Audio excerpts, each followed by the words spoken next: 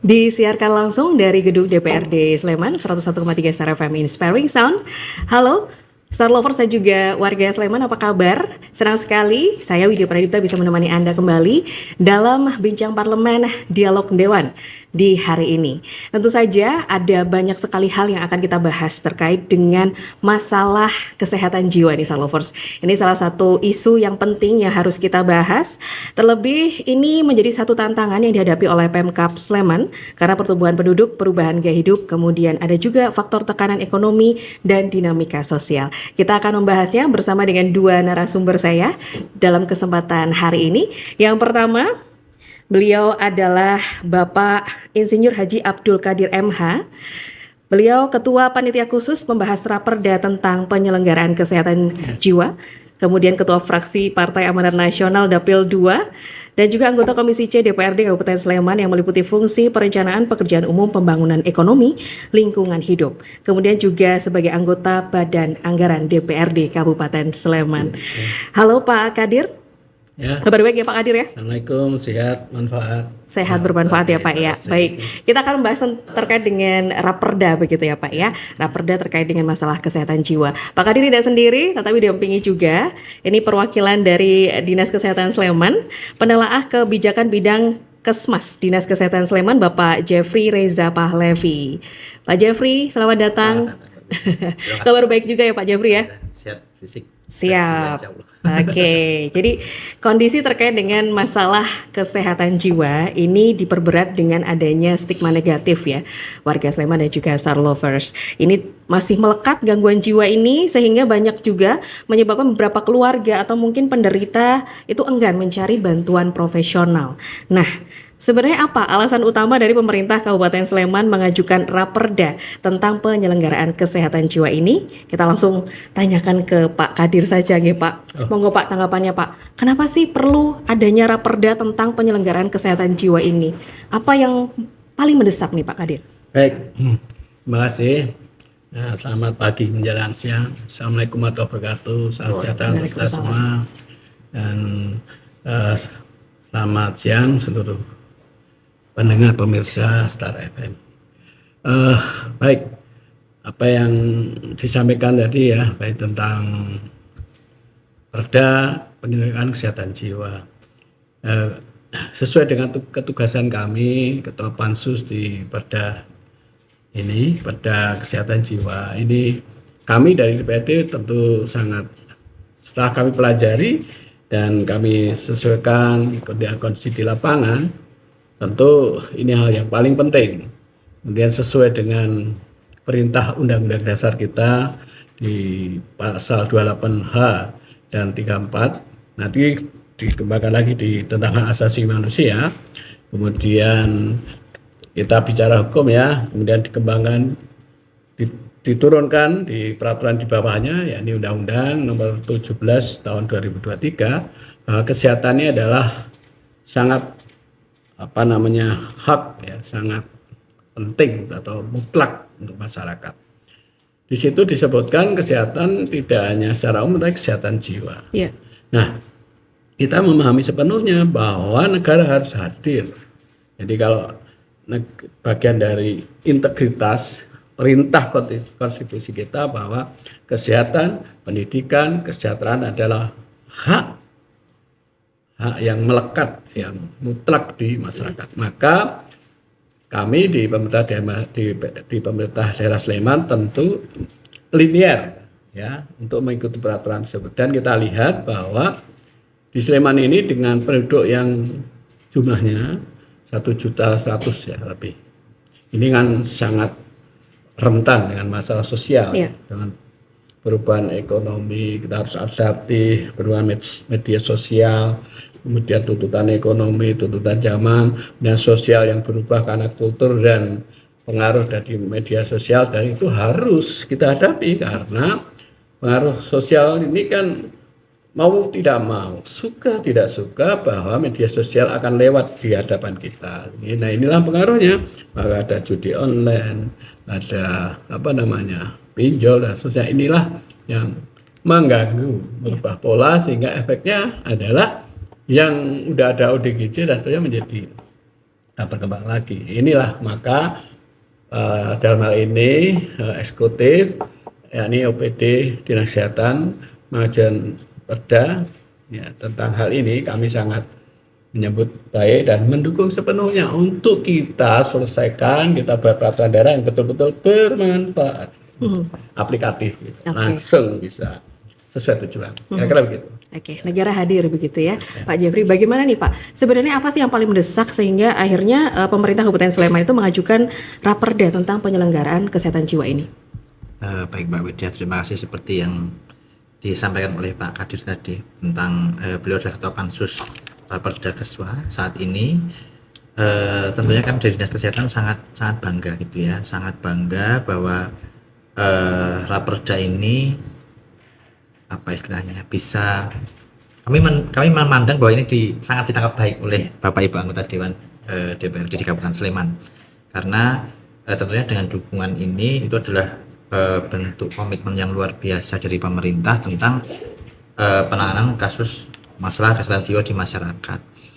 Tentunya karena seperti survei kesehatan Indonesia yang dilakukan oleh Kementerian Kesehatan pada tahun 2023 itu kan prevalensi gangguan jiwa atau anggota rumah tangga dengan psikosis terbanyak itu kan DIY, itu di DIY.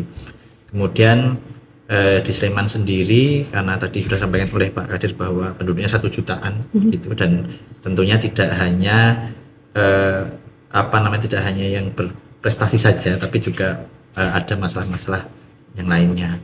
Nah, di tempat kami sendiri di Puskesmas, tentunya di Puskesmas, kemudian juga di masyarakat, masalah gangguan jiwa ini seperti skizofrenia, kami ada 2000 sekian penderita skizofrenia. Tentunya sudah dilayani dengan sesuai standar kayak itu.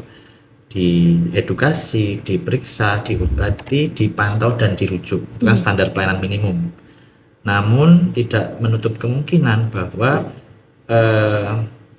teman-teman saudara-saudara kita yang mengalami gangguan jiwa berat ini kan layaknya seperti penyakit fisik berat, seperti mungkin cancer, mungkin seperti stroke, yang mana caregivernya atau pendampingnya itu juga bisa menerima burden atau beban tambahan dari mengelola itu. Tentunya dari situ juga berpotensi akan mengembangkan gangguan baru gitu. Misalnya minimal mungkin kelelahan karena merawat atau merasa sudah berupaya tapi kok penerimaannya yang sakit kok seperti ini. Akhirnya dari situ berlanjut menjadi masalah baru, pengasuhan dan macam-macam seperti yang disampaikan oleh Pak Kadir tadi, perubahan norma di masyarakat yang luar biasa ini. Kadang-kadang adaptasi kita gitu ya, anak-anak kita remaja atau mungkin remaja yang menjelang ke dewasa ini adaptasinya kadang-kadang tidak dipahami bahwa kalau adaptasi itu ya susah-susah dulu begitu. Akhirnya karena proses adaptasi yang tidak matang tadi menjadi mengambil jalan pintas, atau mungkin ketika mengalami masalah berat yang belum pernah dialami sebelumnya, itu akhirnya keterampilan pemecahannya nggak ada. Akhirnya shortcut, mungkin mohon maaf tadi ya seperti yang disampaikan Pak Kadir, mungkin pinjol dulu atau mungkin judol, atau mungkin karena ingin selevel dengan temennya gitu ya, FOMO begitu ya. Akhirnya ada FOMO tadi, akhirnya karena tidak ada proses yang baik, akhirnya dia pengen langsung dapat enak, kesannya enaknya saja gitu ya. Sehingga dari situlah ada masalah-masalah baru di jenjang perkembangan selanjutnya, dia tidak terampil, akhirnya muncul masalah di situ. Nah, kita raperda ini menjaga supaya dari level promotif sampai preventif, kuratif sampai rehabilitatifnya ada semua, supaya dari siklus terendah pun, dari siklus kehidupan terendah itu sudah bisa kita kesannya mitigasi begitu, supaya nanti tidak menjadi ODGJ berat gitu, atau kasus-kasus yang akut di masa depan, mungkin begitu. Kondisinya seperti apa sih Pak Jeffrey? Mungkin bisa disampaikan ke warga Sleman juga dan juga Star Lovers, kalau di Sleman sendiri ya terkait dengan masalah kesehatan jiwa itu seperti apa? Betul ya. Mungkin pendengar Star Lovers dan Bapak Ibu semua sudah mengerti juga ya. Mungkin yang paling akut atau mungkin yang sering mendapat perhatian adalah mungkin ketika ada postingan dari salah satu akun Instagram tentang biasanya begini, kalau ono sedulurmu sing meneng wae ngoten itu seperti itu ya, itu biasanya ada hashtag kejadian bunuh diri. Ya, ya. Itu kan yang istilahnya kondisi yang sangat memprihatinkan, yang mana dulu di Kabupaten Sleman itu hanya 7 kasus 2025, 2024 itu 25 kasus, kemudian dengan upaya yang luar biasa dengan dinas sosial, dengan dinas pendidikan, dengan dinas lain melalui TPKJM itu kami melakukan upaya sosialisasi, screening, dan evakuasi. Itu 2025 bisa turun menjadi 7 kasus. Namun pada 2026 Bapak itu naiknya luar biasa, naiknya luar biasa dan dengan pola yang heterogen. Jadi misalkan disamakan dengan pola 2024 itu berbeda sekali. Berbeda sekali. Dan 2024 2025 itu kebanyakan mohon maaf mahasiswa yang pendatang begitu. Tapi di tahun ini mungkin 50% itu warga kita sendiri. Sehingga dari itu sendiri kita sudah bisa membayangkan bahwa fenomena gunung es ini sepertinya masih perlu kita upayakan cari bersama, dan mungkin ini kalau hanya dari dinas kesehatan saja, mungkin dari insan kesehatan saja kami rasa tidak mampu, sehingga kami meminta bantuan dari Bapak Ibu anggota dewan untuk bisa ketika membuat sudah ada payung hukumnya, maka mau nggak mau sektor lintas OPD kita bisa mengupayakan bersama. Oke, ya polanya bahkan sudah heterogen nih Pak Kadir ya. Nah ini berarti ada banyak sekali beberapa faktor yang akhirnya nanti dimasukkan ke dalam perda begitu ya Pak ya. Mungkin boleh dijelaskan juga ke Star Lovers dan juga warga Sleman nih, apa saja nanti yang akan dimasukkan ke dalam perda terkait dengan penyelenggaraan kesehatan jiwa ini Pak? Star Lover yang benar, Star Lover yang saya hormati, saya banggakan, tentu apa yang disampaikan Mas Jeffrey ya, Pak Jeffrey tadi, ya itulah kondisi kita. Jadi kondisi kita yang memang sangat urgent membutuhkan itu. Bayangkan saja 2024 itu ada 25. 2025 turun menjadi 7. 2026 naik tapi dengan heterogen, dengan berbagai macam latar belakang, motivasi yang dalam itu. Jadi kalau kita lihat hasil survei juga kan dari 5 yang kita tes itu mungkin ada 1 yang ya ada tanda ya. Nah, percobaan bunuh diri dan seterusnya disebut ada yang sukses itu terjadi dan tidak sukses. Ini kan bagian-bagian sesuatu hal yang harus kita tanggulangi segera. Sleman khususnya ya tentu menginginkan warganya yang punya SDM tinggi, kemudian jiwanya sehat. Sebisa mungkin kita berupaya bagaimana tinggal di Sleman dia punya suatu hak untuk berprestasi, mengembangkan potensinya. Nah, kita memahami sepenuhnya dalam menyusun perda ini tidaklah mudah. Kenapa? Karena kalau kabupaten mungkin baru mulai dari Sleman ini.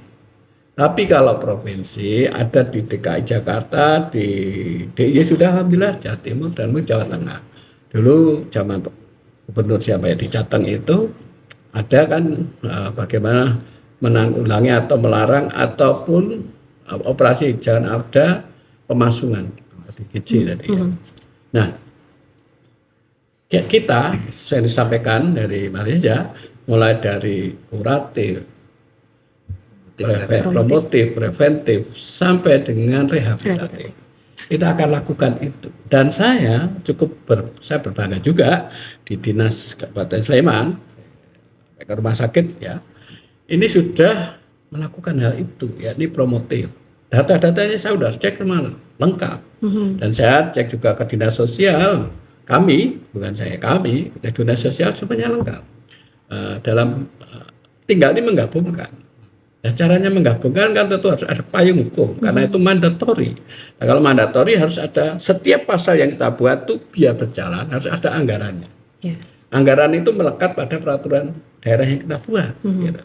Sehingga nanti tinggal dilakukan di perbuknya itu sudah ada payung hukum. Nah, kita kembali jadi dari hasil kami konsultasi ke Kementerian Kesehatan, dari kewajiban dasar di Dinkes sudah dilakukan, yakni dari kesehatan jiwa itu screening di setiap puskesmas. Sudah dilakukan obat dasar yang melingkup untuk kesehatan ODGJ 10% itu yang disiapkan oleh negara juga sudah terlaksana diambil. Artinya itu ada firm itu sudah, tinggal bagaimana ini kalau ada peraturan daerah kita ini nanti kita bercita-cita nih, berharap dan ingin bertekad mengupayakan kita itu punya jaya mati sehat jiwa dan raga, lahir dan batin, dan ini bisa menjadi contoh daerah lain. Kemudian pertanyaan berikutnya apa yang akan dilakukan gitu ya kan? Nah itu tentu kita di samping preventif paling penting adalah kita di preventif dan rehabilitasi. Preventif itu perlindungan tadi, bahwa janganlah malu ada warga kita yang keluarganya ODGJ ya. Bahkan kalau bisa, kalau ini biar tidak terjadi kan, terus kita ada tim monitoring yang mengobati. Kalau saya lihat datanya di Kabupaten Sleman Dinas Kesehatan itu sudah sepertiga ya terlayani. Artinya kita sepertiga lagi untuk bisa melayani kesehatan dasar jiwa tadi di setiap puskesmas. Nah dari data itulah maka Dinas Sosial ikut berperan.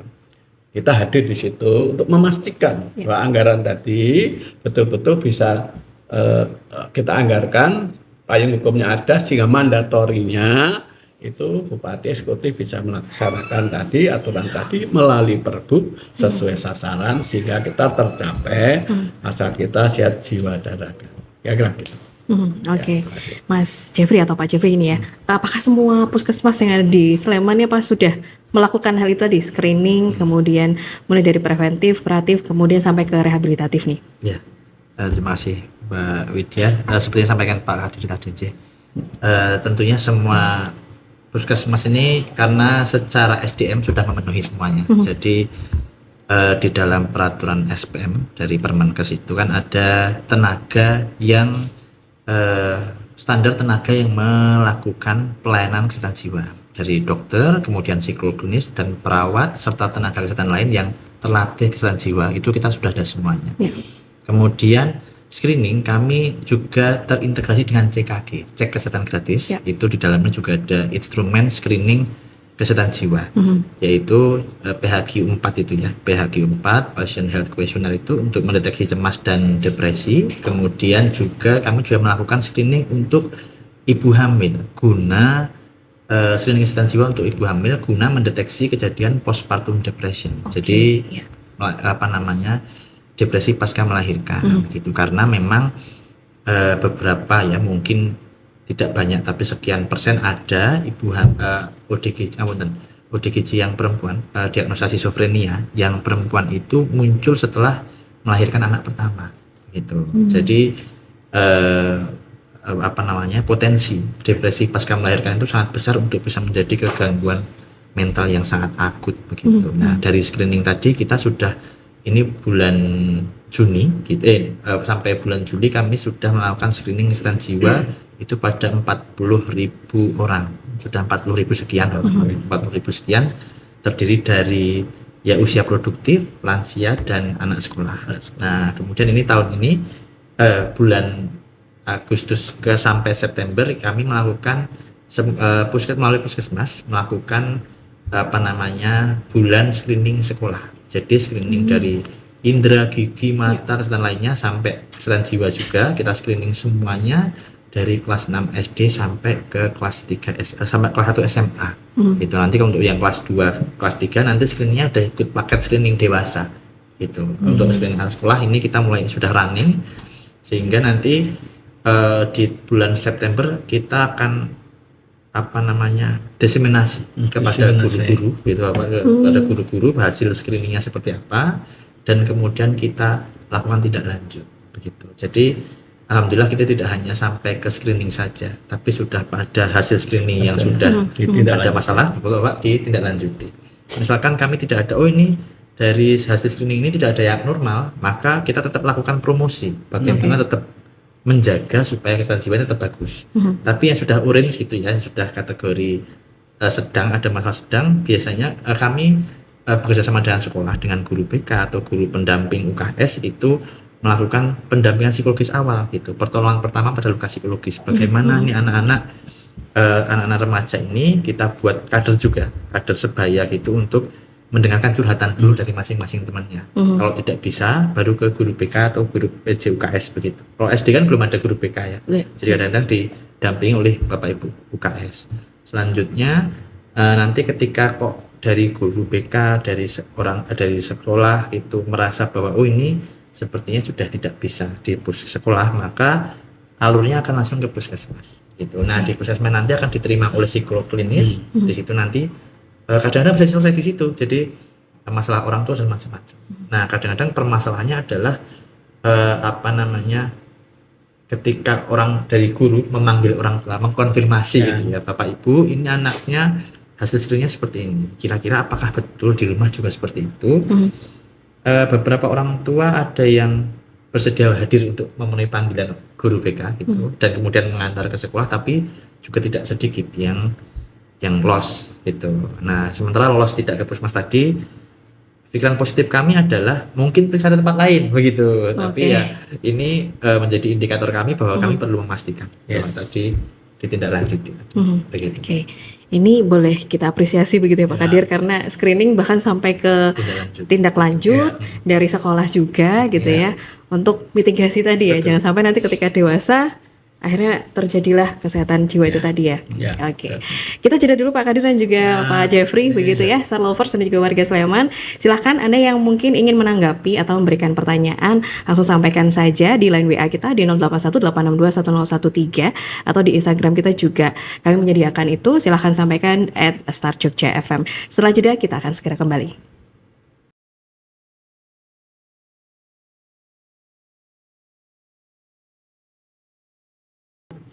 Kembali lagi dalam Bincang Parlemen Dialog Dewan, masih bersama dengan Bapak Abdul Qadir, Ketua Panitia Khusus Pembahas Raperda tentang penyelenggaraan kesehatan jiwa, dan juga masih bersama Pak Jeffrey selaku penelaah kebijakan bidang Kesmas Dinas Kesehatan Sleman. Star Lovers dan juga warga Sleman, terima kasih yang sudah bergabung melalui line WA kita dan juga di Instagram SR Jogja FM yang sudah memberikan berbagai macam pertanyaan. Nanti kita akan sampaikan pertanyaan tersebut. Tetapi ini yang menjadi pertanyaan semua orang mungkin ya, Pak Kadir dan juga Pak Jeffrey, terkait dengan jaminan apakah seluruh kelurahan ini sudah memiliki peran aktif nih dalam deteksi dini dan juga edukasi terkait dengan kesehatan jiwa ini. Mungkin dari Pak Jeffrey dulu. Baik. Tentunya kalau di kelurahan tadi ya, peran promotif, preventif, dan kuratif. Kalau kuratif kan melekat di puskesmas dan rumah sakit begitu. Nah, untuk kelurahan sendiri sudah tergabung menjadi TPKJM, jadi anggota tim pelaksana kesehatan jiwa masyarakat gitu. Yang kalau di Kapanewen itu nanti ketuanya adalah Pak Panewu begitu. Kemudian nanti dari kelurahan itu, kemudian Pak Babinsa, Babin Kamtipmas, kemudian Puskesmas dan kader kesehatan itu menjadi anggota timnya begitu. Tentunya kalau di kelurahan ini melalui kader itu sudah dilatih deteksi dini kesehatan, baik balita macam-macam termasuk deteksi dini kesehatan jiwa. Kemudian kader juga sudah diberikan form deteksi dini dan juga form pelaporan begitu. Nah, dari situ sendiri nanti kemudian Bapak Ibu kader akan melapor ketika ada kejadian kegawat daruratan psikiatri, mohon maaf seperti ODGJ yang mengamuk, kemudian kasus-kasus mungkin seperti ada perubahan perilaku. Jadi kader sekarang tidak hanya bisa mendeteksi, tapi kadang-kadang kader juga bisa memberikan konsultasi sebaya begitu. Misalkan seperti kalau zaman dulu kita bisa ini ya, kok nggak pernah ketok gitu ya. Jadi kader ngaruhke betul. Jadi kader sekarang bisa kemampuan ngaruhke untuk teman-teman yang dalam tanda kutip mengalami gangguan jiwa ini semakin intens. Misalkan ini kerja bakti, ayo ya ini yang bisa dikatakan ODGJ, mohon maaf seperti ODGJ begitu. Nanti Bu Kader yang ngajak untuk berkegiatan, ada kerja bakti lo bisa ikut 5 menit sajalah keluar begitu.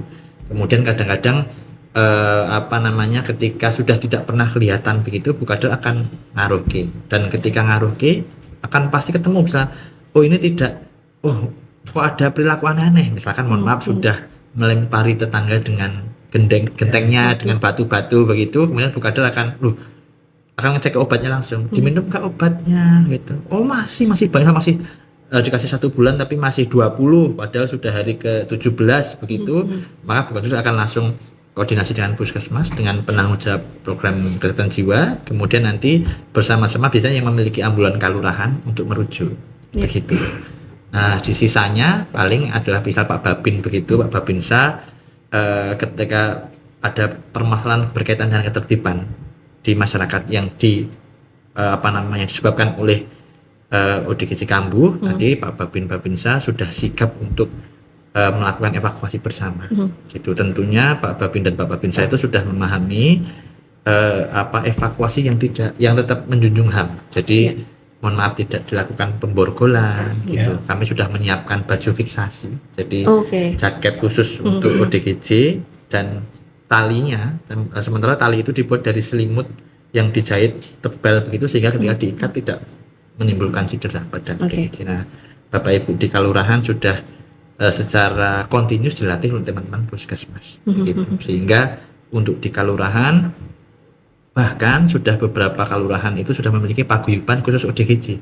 Seperti di Kudian yang sedang kita rintis ini sudah memiliki layanan harian ODGJ. Setiap hari Selasa dan Rabu itu melakukan kumpul-kumpul bersama, dilakukan kegiatan seperti mungkin kegiatan seni, kegiatan membatik, cocok tanam, dan itu pun sesuai dengan kegiatan yang dilakukan itu sesuai dengan request teman-teman gangguan ODGJ dan pendamping.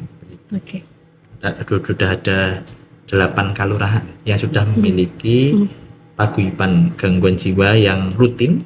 Kemudian ini saat ini kita dorong untuk semua kelurahan Bapak melalui puskesmas itu yang kan datanya sudah ada, tinggal dikelompokkan, diberi kegiatan dulu, nanti anggarannya bisa beberapa kelurahan ada yang sharing dengan puskesmas, ada yang menggunakan anggaran kelurahan begitu. Oke, ini peran dari perangkat desa begitu ya Pak Kadir ya. Dan juga peran masyarakat tentu saja warga Sleman untuk bisa bersama-sama nih nyangkuyung istilahnya bahasa Jawanya apa ya Pak ya.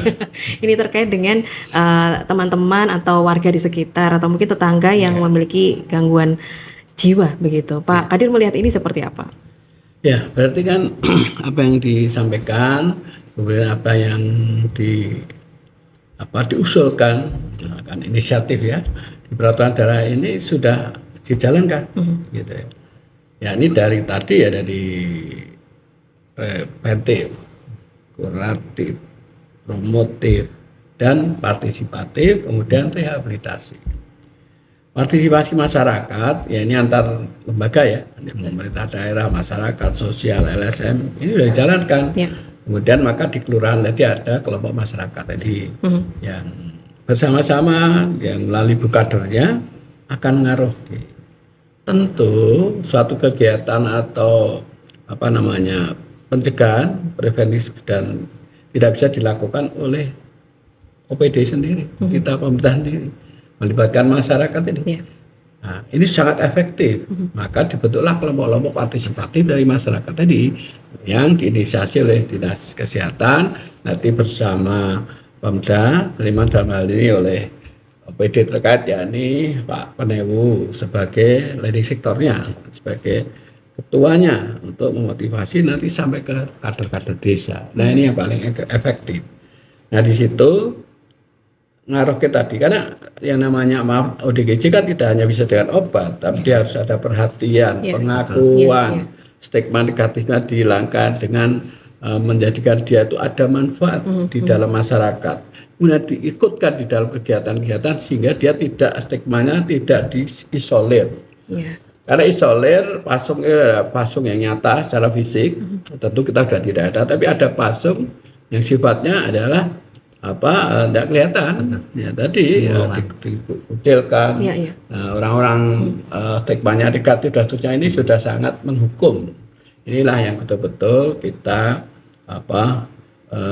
hilangi, kita kendalikan jangan sampai ada di Sleman, dan untuk itu tentu berbasis biaya. Karena kegiatan-kegiatan tersebut, nah biaya pun sebetulnya kalau sudah melangkut peran masyarakat tidak jadi banyak sekali gitu, karena masyarakat sudah dengan kesadarannya sendiri, mencintai darah kita sendiri untuk darah kita bersih, sehat jiwa dan raga. Kalau secara fisik sudah ada tanggung jawabnya, tapi secara jiwa itu adalah kita semua, sehingga masyarakat di sekitar kita menjaga lingkungan kita ini betul-betul masyarakatnya guyup rukun, terjaga mentalnya, mereka bisa mengaktualisasi dirinya dengan baik, kemudian bisa wisdom di masyarakat, kemudian kebijakan sosialnya berjalan, kemudian kulturnya berjalan, tidak ada lagi mendiskriminasi, tidak ada lagi mengisolir, tidak lagi satu kegiatan yang menjadikan stigma negatif ke keluarganya gitu, sehingga keluarga tidak malu lagi karena masyarakatnya aware, sehingga dia mau motivasi untuk berobat, dan pemerintah Sleman menyiapkan itu mulai dari puskesmas kita sebut dan seterusnya, sehingga inilah disebut menjaga teritorial kita secara sosial, secara kejiwaan. Karena apabila masyarakat kita ada yang seperti itu, kemudian mengganggu tetangganya, kemudian terjadilah satu hal yang tidak nyaman, dan kadang-kadang kalau itu didiamkan, masyarakatnya nggak peduli, bisa melakukan tindakan yang membahayakan, melempar, membawa senjata tajam dan seterusnya. Nah inilah, maka dari dini, dari kegiatan tadi yang disampaikan tadi sangat terukur, kemudian terstruktur, sehingga kita punya goal target sesuai yang kita harapkan. Kemudian peraturan daerah itu dibuat bisa menjadi mandatori payung hukum, sehingga seluruh kegiatan kita jamin bisa kita laksanakan secara aturan sesuai kaidah hukum, kita bisa kita lakukan dengan efektif mungkin, efisien dan efektif. Oke. Baik, tadi Pak Kadir sempat menyinggung sedikit terkait dengan biaya ya Pak ya. Karena banyak kegiatan tadi, hal yang dilakukan tadi kan tentu saja membutuhkan anggaran begitu. Komitmen dari DPRD sendiri nih Pak terkait dengan anggaran untuk program-program kesehatan jiwa ini Pak. Ya, baik. Tentu semua peraturan daerah itu di setiap pasalnya itu ada hubungannya dengan biaya. Biayanya apa? Biaya pelaksanaan tadi untuk melaksanakan. Pelaksanaan kesehatan kan tentu berbasis biaya, ada dasar biaya, itu biaya pengobatan. Obat, apalagi obat jiwa, medis, pendidikan, alat, dan seterusnya. Tentu komitmen kami, karena ini kalau sudah disahkan, ya sudah, berarti kita harus kawal itu dengan konsekuensinya APBD-nya disiapkan. Dan tentu Pak Bupati sangat siap untuk itu, karena beliau punya cita-cita SDM kita yang unggul gitu. Saya kira itu ya. Oke, baik. Kita ke pertanyaan Pak Kadir dan juga Pak Jeffrey dari Star Lovers dan juga warga Sleman. Terima kasih yang bergabung melalui line WA dari Bapak Revianto nih. Kalau di Sleman sendiri, apakah masih ditemui kondisi ODGJ di Pasung? Kalau tadi Pak Kadir sudah menyampaikan sebenarnya sudah nggak ada ya. Bagaimana nih Pak Jeffrey? Ya betul. Untuk kasus ODGJ yang di Pasung, alhamdulillah di Sleman tahun 2025 dan 2026 ini sudah tidak ada. Begitu untuk yang di Pasung di rumah begitu ya. Karena tentunya ketika tadi peran kader sangat bagus. Jadi ketika Pak Dukuh pun itu ya, misalkan ada warga yang di Pasung, maka langsung segera lakukan evakuasi gitu. Evakuasi itu nanti melibatkan banyak orang.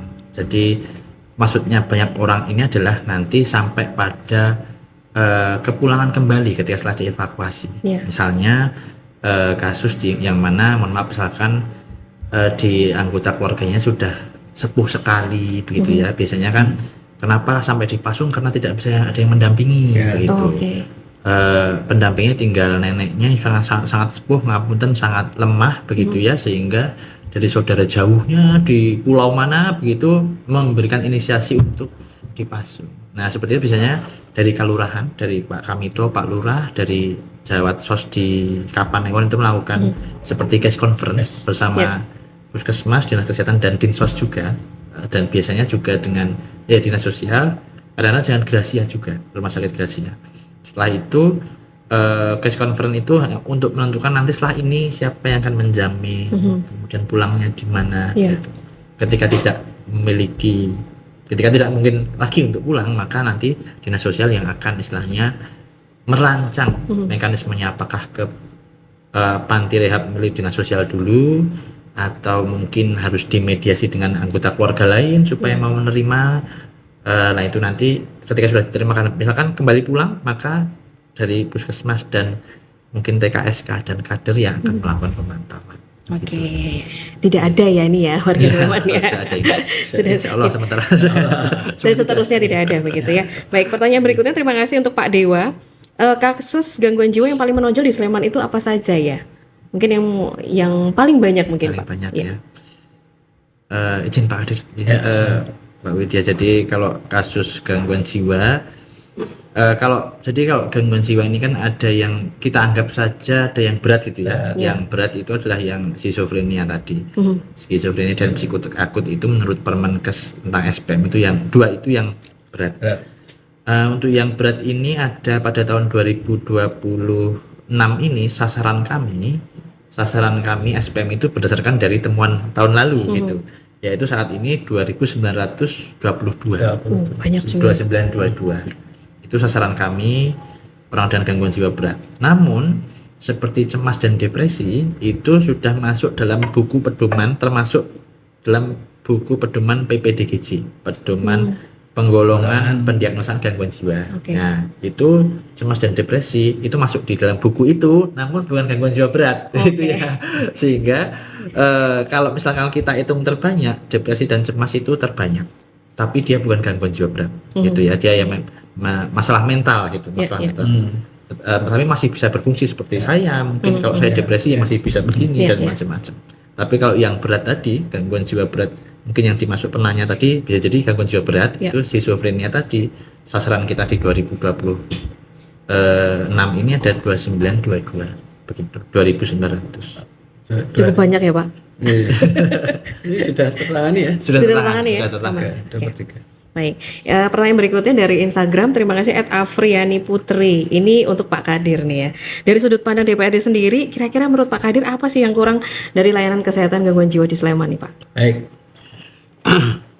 Jadi begini, kalau mungkin masyarakat perlu kita sampaikan juga ya, sebetulnya untuk jiwa ini di Sleman, ini di setiap puskesmas itu sudah ada tim screening. Ya.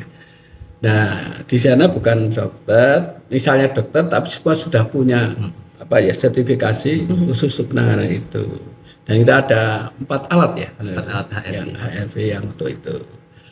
Nah, apa yang kurang? Mungkin pemahaman atau secara sosialisasi di masyarakat.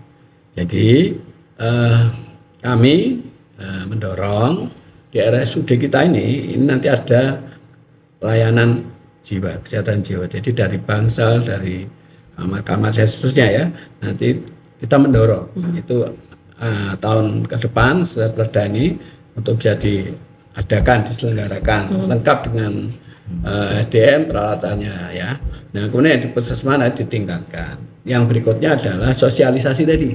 Yang promotif nanti dinas kesehatan akan lebih intens menyampaikan ke masyarakat.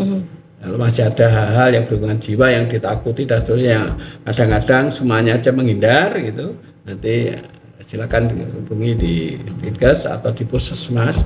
Nanti puskesmas akan berkoordinasi dengan desa ya, dan pedewanan.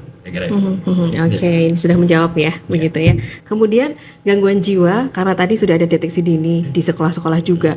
Ada yang paling mudah nggak nih? Ini pertanyaan dari Koko Aditama. Gangguan jiwa paling mudah ditemukan di usia berapa? Mungkin dari pengalamannya Pak Kadir mungkin juga selama ini jadi pansus. Boleh disampaikan Pak, yang paling mudah berapa sih usianya? Iya, sebagai tokoh masyarakat juga yang terjun di masyarakat nih. Nah, saya sekarang udah 62 tahun ya. Jadi, saya punya pengalaman banyak ya tentang jiwaan ini ya. Jadi dulu semasa saya masih kuliah itu sudah banyak ngadepi masalah itu karena saya ketua pemuda ya kan. Pemuda dan ada mahasiswa yang dikirim dari luar Jawa sana yang karena kepingin itu ikut ospek, maka orang tuanya tidak ngomong kalau dia kartu kuning dan sedang.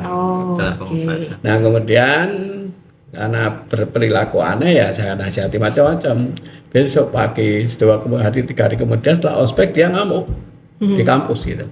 Wah geger kan, tapi karena kami selalu komunikasi, ya dia takut sama saya. Walaupun Pak senjata tajam gitu, saya bisa mengendalikan. Kalau kumat ya saya bawa terus sampai akhirnya ya sekarang sudah jadi orang lah bahasanya, udah baik ya, saya kembali diterima di masyarakat. Kemudian ada juga saudara saya juga gitu ya, ya karena gangguan jiwanya karena penyalahgunaan obat. Ini yang Oke. paling berat ya. Ya. Ini paling berat karena kalau udah ada ketagihan, kalau dia dikucilkan dia bisa ngamuk, kan ngamuknya dia pinter gitu, bisa menghancurkan apa-apa. Nah, hal-hal inilah dari pengalaman-pengalaman itu, ini saya memastikan memastikan ya bahwa kalau ini dihindari nanti menjadi musuh masyarakat. Ya. Ya, musuh karena dia akan menjadi lebih ganas dan sebagainya. Jadi harus diadakan secara persuasif tadi untuk dikaruh jangan dikucilkan. Terus kita keluarganya juga disupport. Ya. Kemudian kalau perlu komunikasi dengan desa dan puskesmas dan dinas kesehatan kita bantu itu. Ya, sehingga masyarakat yang keluarganya itu mengalami cobaan itu betul-betul merasa tidak sendiri. Jadi kita atasi bareng-bareng. Tapi rata-rata ya ditinggalkan, itu yang jadi masalah. Gitu. Betul sekali. Oke, ini dari pengalaman Pak Kadir Ya, ya. ya. Kalau dari data atau temuan Dinas Kesehatan sendiri, yang paling muda itu usia berapa nih Pak Ya, Jeffrey? baik Mbak Lydia. Izin misalkan gangguan jiwa berat tadi, Ya. gitu ya. Kalau kita ambil gangguan jiwa berat, maka yang paling muda itu ada di usia 18 tahun. Yang schizophrenia tadi ya, 18 tahun. Lah selesai SMA itu. Betul Pak. Tentunya mungkin bisa jadi itu ada faktor genetik juga, dan juga dari faktor genetik dan juga ada faktor ya pola asuh dan pola dukungan yang kurang baik juga. Dan itu mohon maaf itu di anggota keluarganya juga banyak yang memiliki masalah gangguan jiwa begitu di anggota keluarganya, baik ayahnya, kemudian ibunya juga bipolar, ayahnya schizophrenia, sementara mbahnya sendiri istilahnya seperti kalau kita katakan retardasi mental ya, retardasi mental yang bisa menikah dan macam-macam begitu dan melahirkan bapaknya gitu, bapaknya. Jadi si bapaknya baru ke anak tadi. Jadi karena ketika ada faktor resiko tapi dukungan pola asuhnya baik, biasanya nggak jadi gitu. Tapi ini karena pola asuhnya pun juga kurang adekuat, betul, perhatiannya juga kurang, itu muncul di usia 18 tahun gitu. Itu untuk yang gangguan jiwa berat. Tapi kalau misalkan masalah kesehatan jiwa yang paling mudah ya seperti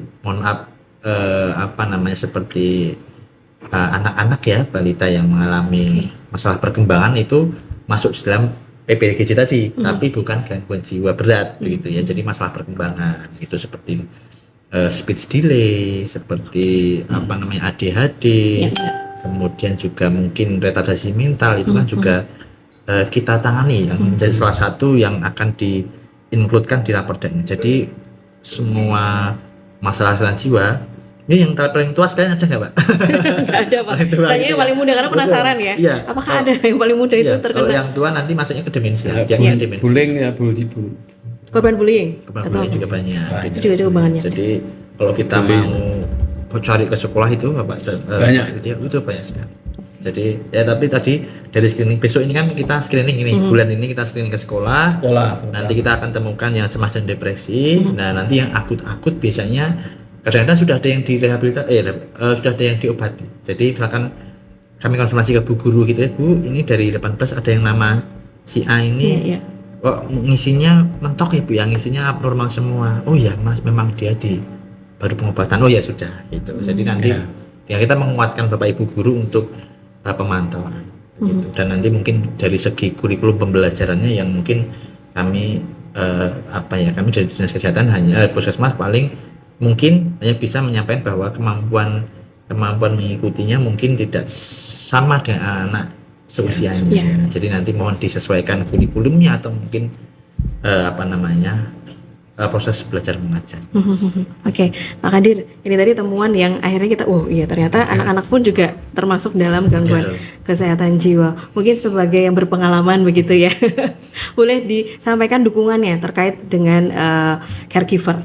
Karena ini juga penting ya, sebagai pendamping dari keluarga yang memang memiliki gangguan jiwa begitu Pak, supaya tidak lelah, supaya tidak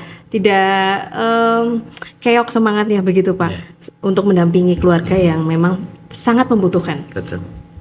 Jadi gini, suatu sikap kepedulian sosial di masyarakat itu sangat dibutuhkan. Ya. Itu kita mulai dari pribadi individu di keluarga, kemudian ke neighbor, tetangga, kemudian ke masyarakat secara luas. Ya kita harus aware tentang itu gitu. Ya.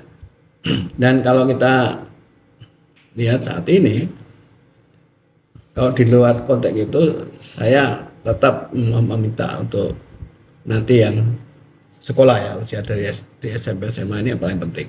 Dan untuk ada tes terus ya, karena bully di sekolah ini yang paling berat. Ya. Yang kedua, karena perkembangan teknologi sekarang ya ada ya YouTube, ada media sosial itu. Ini tentu kadang orang tua tidak punya kemampuan untuk bisa mengendalikan.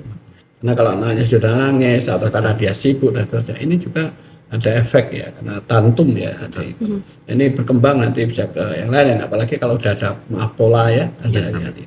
Ini bahaya. Yang ketiga, kita harus betul-betul tadi tanggap ya. Kalau di tetangga kita, apakah atau di keluarga kita ada gejala-gejala yang mengarah gitu. Jadi diam, kemudian halusinasi bahasanya gitu ya. Kemudian makan ada yang sudah mulai meresahkan, mengganggu. Ini kita harus turun di masyarakat. Jadi dengan kalau dari upaya promosi dari dinas kan nanti masyarakat kita secara kelompok individu kan sudah tahu bagaimana ini harus mengatasi. Tapi kan harus digerakkan kita, masyarakat kita sendiri untuk membantu. Jangan sampai dia sendiri gitu. Yeah. Kita bantu dari mulai ngaruh ke, kemudian kalau harus dibantu ke tindakan selanjutnya bahwa keputusan sosial kita harus lakukan itu. Sehingga nanti kalau semua melakukan itu, tentu hidup kita di masyarakat khususnya Sleman akan tercapai itu ya, masyarakat sehat jiwa dan raga. Kemudian SDM kita tumbuh berkembang dengan baik gitu. Kira itu. Kesadaran itu penting sekali ya. Pak Jeffrey, terakhir singkat Pak harapannya terkait dengan tentu saja implementasi raperda ini juga. Ya tentunya sebelum berharap kami mengucapkan terima kasih dulu kepada Ibu anggota Dewan di DPRD Kabupaten Sleman yang sudah sangat berkomitmen gitu ya. Kami sangat terharu gitu ya, karena sejak ini kan Sleman menjadi babat alas yang pertama adanya psikolog klinis di puskesmas gitu Pak. Dan kami sangat ingat bahwa waktu itu kami penyuluhan saja stres stigma sangat kuat sekali. Misalkan di kantor-kantor desa di kelurahan itu menganggap bahwa ya kayak adikmu kayak gitu. Kesana ngecek ya. Kesannya ejekan, kemudian pengucilan itu masih sangat kuat, kemudian mohon maaf zaman dulu semua gangguan jiwa dianggap guna-guna begitu, guna begitu. Dan berangsur-angsur dengan adanya upaya promotif preventif dari puskesmas ya teman-teman dan dinas sosial, kemudian sambutan baik dari OPD lain, sampai akhirnya ada TPKJM-nya bisa aktif di Kabupaten Sleman. Nah, harapan kami Raperda yang insya Allah nanti ketika sudah sah menjadi perda ini bisa kita implementasikan dan menggerakkan seluruh OPD untuk akhirnya merawat secara bersama-sama dari mungkin dari promotif, preventif, sektor swasta bisa melakukan upaya sesuai dengan kemampuannya, kemudian sampai akhirnya masyarakat bisa mandiri gitu ya, mandiri ketika nantinya teman-teman ini pulang dari rumah sakit jiwa begitu bisa mandiri melakukan istilahnya melakukan pelayanan yang ya tidak stigma begitu pada masyarakat. Dan tentunya untuk remaja anak sekolah ini mampu lagi berproses seperti usia matang seperti Pak Kadir ini kan pas waktu remaja orientasinya pada proses bukan pada hasil, sehingga remaja-remaja kita tangguh gitu ya, kemudian orang tua kita mampu memberikan pola asuh yang positif kepada anak-anaknya, sehingga Kabupaten Sleman ini bisa mencapai apa ya, Indonesia emasnya 2035 tidak dari 45 10 tahun lebih lebih cepat. Geografi. Oke. Betul. Ya mungkin itu Mbak Widya. Oke, baik. Ini menjadi apa ya, penyemangat untuk kita semua begitu ya, karena pemerintah daerah sudah hadir. Betul. Dan saatnya juga kita peran sebagai masyarakat juga hadir di situ untuk bersama-sama bergotong royong menanggulangi gangguan kesehatan jiwa supaya itu tadi mewujudkan generasi emas itu di tahun 2035, 10 tahun lebih cepat begitu ya, dan tentu saja menjadi sumber daya manusia yang unggul di Sleman begitu. Bapak Abdul Qadir terima kasih. Pak Jeffrey juga terima kasih sudah berbagi informasi kita di sini. Terima kasih juga untuk Star Lovers dan juga warga Sleman yang sudah bergabung. Saya Widya Pradipta pamit undur diri. Tetap semangat, salam sehat, sampai jumpa. Ya.